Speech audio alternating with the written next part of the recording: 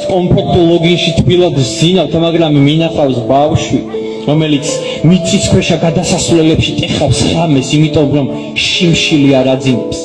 მისი შუბლი პირჯვრის წერისგანაა გადაწყავებული, რადგან ხელები უკანკალებს შუბთან მიტანისას.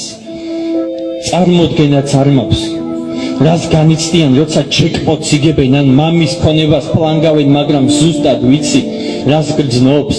ღამის 3 საათზე სიგარეტის სათხოვნელად გამოსული კაცი ცარიელ ქუჩაში რომ ვიღაცას მოლანდავს. არ ვიცი, რატომ სხედან შესანიშნავი გოგოები, შესანიშნავ მანქანებში არაშესანიშნავ კაცებთან, მაგრამ ცარიელ ჯიბეებს გეფიცებით მინახავს ისეთებიც, ხელჩაკიდებულნი, თუნდაც არასწორ გზაზე სწორი ნაბიჯებით, სიკვდილამდე რომ მიყვებოდნენ ერთმანეთს.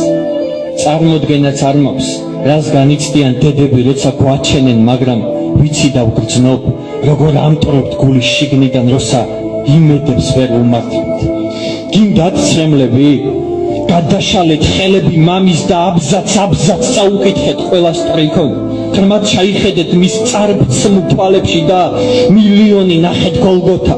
უყურეთ მის დამტვრეულ მაჯებს და ღმერთი ნახეთ ჯერ არ ნახული. ბევრჯერ მინახავს ცაში აფრენილი ბოინგები ძილს დანაცხებული, მაგრამ მინახავს ბავშვობაში გაშვებული ქაღალდის ფიფრინავი, რომელიც დღემდე მიფრინავს და მიაქვს ცაში ჩვენი ოცნებები და სურვილები.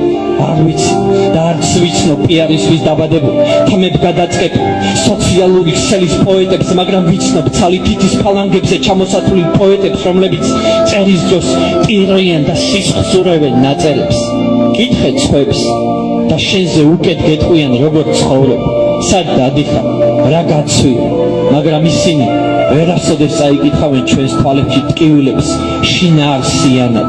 და მე უბრალო მოკვდავი ამდენ ბრალიან უკვდავებს შორის, ვამბობ, არ ვიცი რა სიტყვით თქვენ ჩემზე, მაგრამ მე ვიცი რას გეტყვით. ყველა მიყვარხართ, ვისაც სიყვარული შეგიძლიათ.